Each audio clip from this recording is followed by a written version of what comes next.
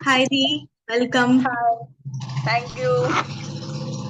So Dee, would you like to share? आप अपने बारे में थोड़ा बताओगे आप क्या करते हो और आपका विजन मेरे को आपने लास्ट डे शेयर किया था तो बहुत ही खूबसूरत लगा था मुझे।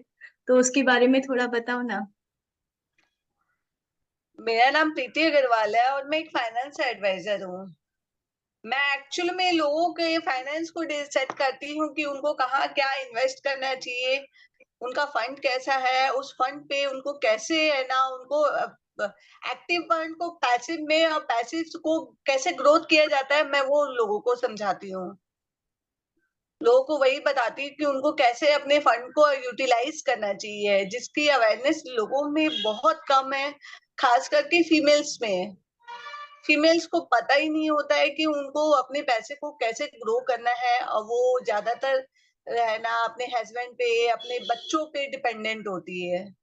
तो मेरा विजन यही है कि है ना मैं फीमेल्स को अवेयर करूं, और खास करके टीनेजर्स को। टीनेजर्स भी है ना, जो टीनेजर्स होते हैं 19-20 एज के बच्चे होते हैं, उनके पास पैसे की कमी नहीं होती है। पॉकेट मनी उनको इतनी सफिशिएंट मिलती है कि उसमें से वो कुछ पैसे सेव कर सकते हैं, जिनको वो खर्च करते हैं। और उनके पास सबसे बड़ा प्लस पॉइंट ये होता है कि उनके पास साल बहुत होते हैं, टेन्योर इतना होता है, 10 साल 15 साल का रिस्पॉन्सिबिलिटी लेने के लिए। तो एक इन्वेस्टमेंट के लिए बहुत अच्छा टेन्योर होता है वो। 10 साल होराइजन अगर किसी को मिल जाता है बिना टेंशन के इन्वेस्टमेंट के लिए, तो मैं आपको बता सकती हूँ, अगर सपोज 20 साल का लड़का है और वो 10 साल ना इन्वेस्ट करता है, तो टोटल 30 साल हुए।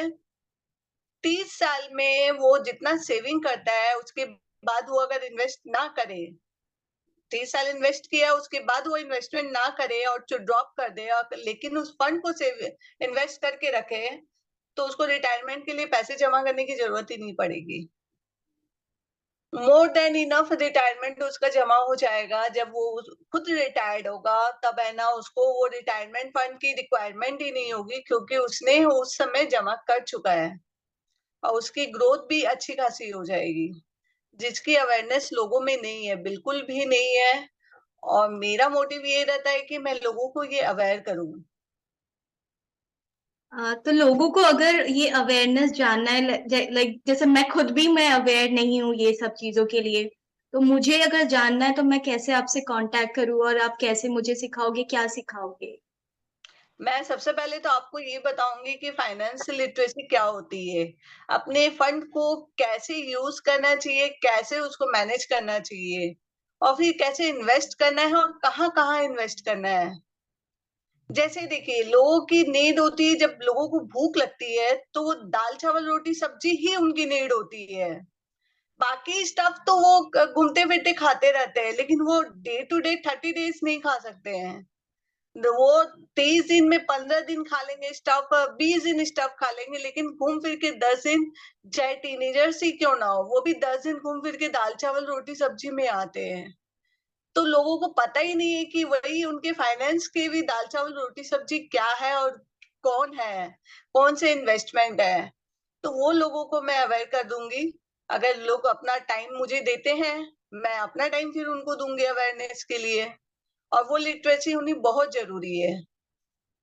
ये इम्पोर्टेंट नहीं है कि आप इन्वेस्ट करो, इम्पोर्टेंट ये है कि आप इन्वेस्टमेंट के बारे में जानो। भले ही आप ना जमा करो, आपका थॉट प्रोसेस नहीं जम रहा है कि नहीं मुझे इन्वेस्ट नहीं करना है, सबकी अपनी अपनी सोच होती है, लेकिन आपको इन्वेस्टमेंट के बारे में जानना बहुत जरूरी है, जिससे आपको कल कोई बेवकूफ ना बना सके। तो कभी कभी जैसे ये होता है ना कि हम किसी फाइनेंशियल एडवाइजर का बात सुनते हैं या किसी का भी बात सुनते हैं क्योंकि मनी इन्वॉल्व है। तो हमें बहुत डर लगता है और इनसिक्योरिटी कि मेरा पैसा तो डूब नहीं जाएगा, ये आदमी लेके तो भाग नहीं जाएगा। तो ये सारी चीजों में फिर मतलब एज अ एडवाइजर आप कॉमन जिसको जीरो नॉलेज है उसको क्या क्या दोगे पहले।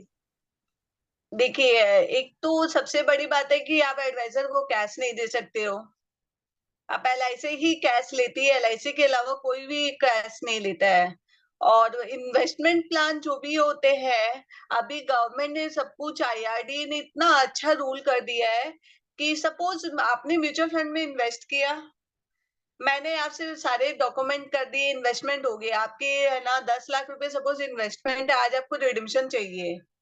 मैंने क्या किया, आपका रिडिम्पशन का प्रोसेस कर दिया। आपसे आपको नहीं भी चाहिए तो भी मैंने प्रोसेस कर दिया, तब भी वो 10 लाख रुपए मेरे अकाउंट में नहीं आएंगे, वो आप ही के अकाउंट में आएंगे। चाहे आपके कोई, मान लीजिए आपके हस्बैंड ने कर लिया आपको बगैर बताए, तो भी वो आप ही के अकाउंट में सीधे रिडीम होंगे और किसी के अकाउंट में रिडीम नहीं होंगे। ये सबसे बड़ी बात है, आपका पैसा कहीं नहीं जाएगा, आपका पैसा आप ही के अकाउंट में आएगा, इसके अलावा कहीं नहीं जाएगा, कोई भी उस पैसे को ले नहीं सकता है। कैश का ट्रांजेक्शन ही मत कीजिए, जो ट्रांजेक्शन करना है आप ऑनलाइन करोगे, आपका फंड सिक्योर्ड, आपके पास रिकॉर्ड है कि मैंने ये ट्रांजेक्शन कहाँ किया है। सपोज आपने इन्वेस्ट किया और आप स्किप हो गया आपके दिमाग से, 4 साल बाद आपको याद आया, 4 साल बाद आपको सामने तुरंत आप अपना स्टेटमेंट चेक करोगे तो आपको रिकॉर्ड सारे मिल जाने हैं। और आपका पैन कार्ड सबसे बड़ा आपके पास है, उससे आप, है ना, ऑनलाइन सर्च करके अपना इन्वेस्टमेंट सारा निकाल सकते हैं, तो आपका पैसा कहीं नहीं जाएगा। हाँ, एडवाइजर कुछ ऐसे हैं जो अपने प्रॉफिट के लिए हमें क्लाइंट को सॉरी गलत सजेशन देते हैं, उनको गलत बताते हैं, तो वो अच्छे भी है बुरे भी है। आप एडवाइजर से क्वेरी लीजिए, फिर उसको खुद से नेट पे सर्च कीजिए, आजकल तो गूगल बाबा जिंदाबाद है, तो वो आपको सही इंफॉर्मेशन देगा, नेट पे आपको बहुत कुछ मिलेगा। एडवाइजर से होने से क्या है कि आपको फंड आप नहीं चूज कर पाओगे कौन सा अच्छा है कौन सा बुरा है, वो अच्छा फंड अच्छा गलत बताएगा, उसके बाद आप अपने से भी रिव्यू कीजिए। और सबसे मेन पॉइंट, एडवाइजर से मत पूछिए इसमें फायदा क्या है, कभी मत पूछिए इस फंड में इन्वेस्ट करेंगे तो फायदा क्या है। आप उससे ये पूछिए अगर हम इसमें इन्वेस्ट करते हैं तो इसमें माइनस पॉइंट क्या है, प्लस तो वो आपको बहुत कुछ बताएगा। आप उससे पूछिए माइनस क्या है, इसमें कमी क्या है, तो वो बताएगा कि इसमें क्या माइनस है। तो माइनस बता दिया तो प्लस आपको अपने आप मिल जाएगा कि आपके पास प्लस क्या है। अब माइनस के लिए आप तैयार है तो प्लस तो आप आसानी से हैंडल कर लोगे।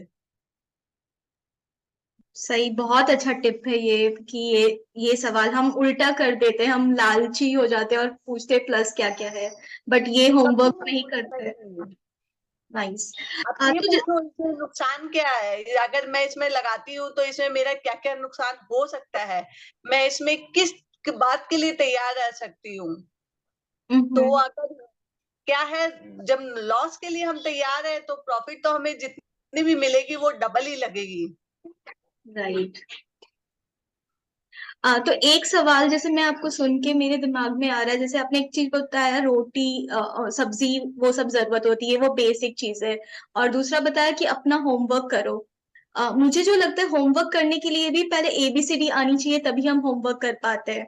अदरवाइज हम हाँ, गूगल में इतना सारा रिसोर्स होने के बाद भी, क्योंकि हमारे को पता नहीं ना कहाँ से देखना है, क्या बेसिक टर्मिनोलॉजी होती है, क्या बेसिक मतलब चीजें होती है, उस वो जानने के बाद ही हम बिल्डअप कर सकते हैं। तो ये सारी चीजें कैसे करते हैं?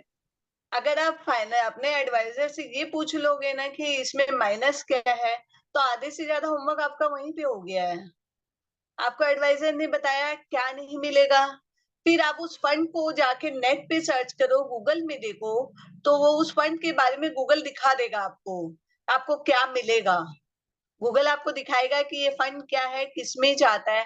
फिर अगर कुछ ना डाउट होता है आपको तो आप एडवाइजर को फोन करो कि मुझे इस चीज के बारे में बताइए। आपको ये तो नॉलेज मैम, है ना, सीखते से सीखते आएगा, नॉट ए सिंगल डे में कोई भी नहीं समझ सकता है। अगर मैं आपको बैठ के समझा भी दूंगी 2-3 घंटे तो आपके टॉप अप फ्लोर चला जाएगा, फिर लास्ट में आपको लगेगा मैं गलत बैठ गई हूँ, अब तो नहीं हो सकता है। लेकिन हाँ, आप करते से सीख जाओगे। अगर आपको लगेगा हमारा पैसा है, मेरे पैसे के जैसे हम अपने बच्चे को पालते हैं, बहुत कुछ स्ट्रेस लेते हैं, माए बहुत हेडेक लेती है, लेकिन उसको ये नहीं पता 20 साल बाद ये इन्वेस्टमेंट कैसी निकलेगी। एक माँ बाप के लिए, एक पर्सन के लिए बच्चे से बड़ा इन्वेस्टमेंट कुछ भी नहीं है, और उस पे वो लाखों खर्च कर देते हैं। जिसमें वो सोचते भी नहीं, लेकिन उनको ये बिल्कुल गारंटी नहीं है कि 20 साल बाद वो बच्चा वो रिस्पेक्ट देगा, करेगा, केयर करेगा, नहीं पता, फिर भी वो इन्वेस्ट करते हैं। किस लिए? क्योंकि उनको पता है ये उनका बच्चा है, रिस्क लेते हैं, हाई रिस्क हाई गेन का चांसेस रहता है। और जब हम पेरेंट बनते हैं तो हमें भी नहीं पता होता है कि बच्चे कैसे पाले जाते हैं, तो ये इन्वेस्टमेंट भी हमारे बच्चे ही है। तो जब हम उनको लेंगे, उनको पालेंगे, तब हम बहुत कुछ सीखेंगे। और ट्रस्ट में कृतिका, इन्वेस्टमेंट बहुत अच्छी चीज है, इंटरेस्टिंग है। अगर थोड़ा भी कोई इंटरेस्ट जनरेट करता है ना, तो बहुत इजी है, आसान है सीखना, मुश्किल काम नहीं है। मैक्सिमम फीमेल्स इसी बात से डरती है कि सामने वाला सवाल पूछ लेगा। ओ माय गॉड, नहीं मैं नहीं बोलूंगी, वो कुछ ऐसा बता दिया, सवाल पूछ लिया, मुझे तो आता ही नहीं है, बैंकिंग से अवेयर नहीं है। अगर मैं किसी से पूछती हूँ ना, आपका मैम नेट बैंकिंग है? हाँ है ना, मैं गूगल पे ये वो फोन पे चलाती हूँ, पेटीएम पे चलाती हूँ। तो उनको बस उतनी ही अवेयर है कि वो शॉपिंग कर सकती है, बस। उसके हस्बैंड या बच्चे उसमें अकाउंट में पैसे दे देते, ट्रांसफर कर देते पेटीएम में, तो फोन पे में फंड पैसा आ जाता है, बस उतनी ही अवेयरनेस है उनको, उससे ज्यादा नहीं है। और वो डरती है ना, नेट बैंकिंग सीखूंगी तो है ना, कुछ उल्टा हो गया तो, कुछ गड़बड़ हो गया तो वो डर से आपको निकलना पड़ेगा, उससे आप ही को लड़ना पड़ेगा। राइट। तो मैं जो सुन रही हूँ मैं इसको जस्ट रिकैप कर रही हूँ, जस्ट टू सी कि मैं सही हूँ या नहीं। तो जैसे कोई भी चीज हम नया सीखते हैं तो फर्स्ट इनसिक्योरिटीज रहती है, डर रहता है, कर करके ही हम उस चीज को सीखते हैं। और सीखते करने हैं। के लिए छोटा चीजों से स्टार्ट करें, मतलब बहुत बड़ा अमाउंट को स्टेक में नहीं लगाए, बहुत छोटा छोटा। अमाउंट से इन्वेस्टमेंट करें ताकि हम ऑन द प्रोसेस सीखने लगे। और कोई भी चीज हम्म। सीखने के लिए एक कोई एक्सपर्ट जरूरत होता है उस फील्ड में, ताकि वो हमें गाइड कर पाए। तो हाँ। शायद हम खुद एक्सपर्ट बनने में, वो एक्सपर्ट भी कहीं से सीखा होगा रिसर्च कर करके, बट वो अपनी एक्सपर्टाइज आपको तुरंत दे देता है ताकि आप इमीडिएटली स्टार्ट कर सको।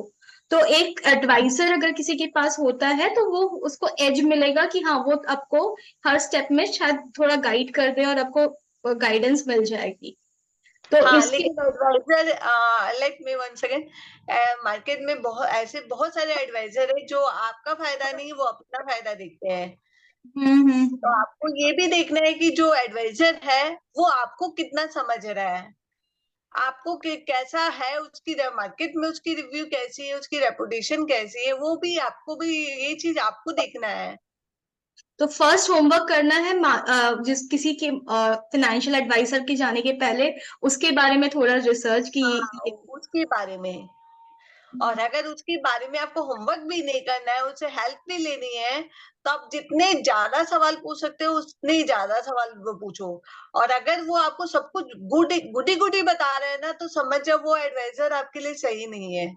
अगर आपको जो सुनना है सिर्फ वही बता रहा है, और उसमें वो गलत कुछ बता ही नहीं रहा है, और सब कुछ नहीं हो जाएगा, अच्छा है अच्छा है, तो वो एडवाइजर कभी भी सही नहीं होगा आपके लिए। वो पैसे उसकी नहीं है, पैसे आप लगा रहे हो, वो लगा नहीं रहा है, वो तो आपको सर्विस देगा, उसके चार्जेस उसको मिलने हैं कंपनी से, तो उसके लिए तो पैसे जाने नहीं है, पैसे आपके जाएंगे। ऐसे मार्केट में बहुत सारे फंड है कृतिका, जो है ना, गलत भी है, और एडवाइजर के लिए बेनिफिशियरी होते हैं, लेकिन कस्टमर के लिए नहीं है। बहुत सारे फंड ऐसे, तो कस्टमर को थोड़ा अवेयर खुद से भी होना पड़ेगा कि हाँ मेरा एडवाइजर सही हो, सही एडवाइजर चूज करना पड़ेगा उसको। तो एडवाइजर के पास जाके फर्स्ट एक दो क्वेश्चंस क्या पूछना चाहिए ये चेक करने के लिए, अगर आप उस पर थोड़ा गाइड कर पाओगे तो, मतलब लाइक। पहले नहीं, पहले तो आपको क्या जरूरत है, पहले आपको अपनी जरूरत देखनी होगी। हम्म। क्योंकि एडवाइजर से पूछने से पहले, डॉक्टर से इलाज पूछने से पहले बीमारी आपको बतानी पड़ेगी हम्म। कि हमको बीमारी क्या है। उसको तो जाके बोल दीजिए, सपोज आपको हेल्थ लेना है, तो उसको जाके बोल दीजिए हेल्थ प्लान चाहिए, वो आपको बता देगा कौन कौन से है। और जब फाइनेंशियल लिटरेसी में मैं दूंगी आपको, तो उसमें मैं आपको बेसिक बता दूंगी कि आपको नीड क्या है। दाल खानी है आपको, चावल के साथ, तो दाल कैसी होनी चाहिए आपको, बस उस नीड पे तो आप किसी भी एडवाइजर से काम करवा सकते हैं। बस राइट। उतनी चीज आपको पता रहेगा तो आप किसी भी एडवाइजर से काम करवा सकते हैं। तो बेसिकली अगर कोई एडवाइजर के पास हम जा रहे हैं तो हमको पहले एक चीज करना है, अपना गोल, अपना इंटेंशन और ये पर्पस ऑफ एडवाइजर का विजिट क्यों कर रहे हैं वो क्लियरिटी होनी चाहिए अपने पास, हाँ एकदम। तभी हम जा पाए। और देखिए थैंक। कृतिका, सभी अपना कमाने के लिए बैठा है, तो हम्म। एडवाइजर अपना थोड़ा तो बेनिफिट देखेगा ही। तो हम्म। मैं ये भी नहीं बोलूंगी कि है ना सब एडवाइजर खराब होते हैं। हाँ, लेकिन क्या है, अगर किसी का ब्रेड एंड बटर वही है तो वो भी थोड़ा अपना ग्रोथ देखेगा ही। लेकिन मैं आपको जो चीज कुछ टिप्स बता दूंगी, उसके बाद है ना आप किसी के पास भी एडवाइजर के पास वो लेके जाते हो और बोलते हो, तो आपके लिए काफी आसान हो जाएगा कि हाँ मेरे को यही चाहिए। जैसे सपोज हम रेस्टोरेंट में जाते हैं, वो बोलते हैं ना ये तड़का दाल है, दाल दाल क्या, ये कई तरह की दालें होती है, अभी तो दिमाग में भी नहीं आ रही है। दाल तड़का हो गई, प्लेन दाल हो गई है, दाल मेथी हो गई है। अब आपको दाल पालक हो गई है, सपोज आपको दाल पालक खानी है, तो आप तो सीधे बोल दोगे ना भैया मुझे दाल पालक दीजिए, या मुझे प्लेन दाल खानी है, मैं सीधे बोल दूंगी बस प्लेन दाल दीजिए और वैरायटी मत दीजिए। बस सिंपल। मैं बता दूंगी आपको कौन सा प्लान आपको लेना सबसे बेहतर होगा आपके लिए। आप है ना एडवाइजर से बात कर लीजिएगा, तो वो आपको बता दे देगा वो प्लान, तब और भी आपको दिक्कत नहीं होगी। राइट। तो आप कैसा मतलब लाइक अगर आपको आप किसी किसी को कनेक्ट करना है तो वो कैसे कनेक्ट करेगा आपसे?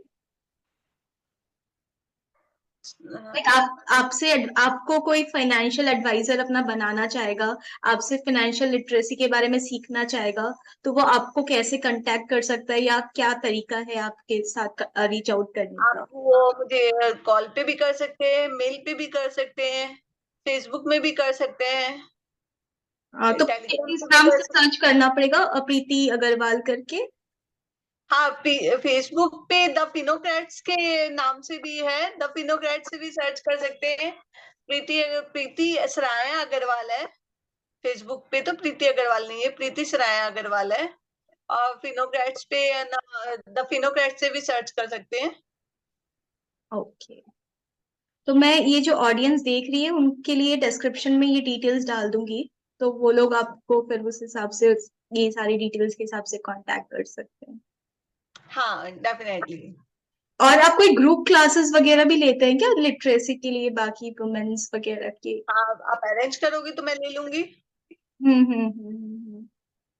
तो उसका कितना ड्यूरेशन होगा, क्या होगा, कुछ आइडिया वगैरह? 40 मिनट 1 आवर फर्स्ट टाइम के लिए इनफ है। ओके, फर्स्ट इन्वेस्टमेंट करने के लिए। हाँ फर्स्ट टाइम के लिए, फर्स्ट डे के लिए 40 मिनट 1 आवर इनफ है।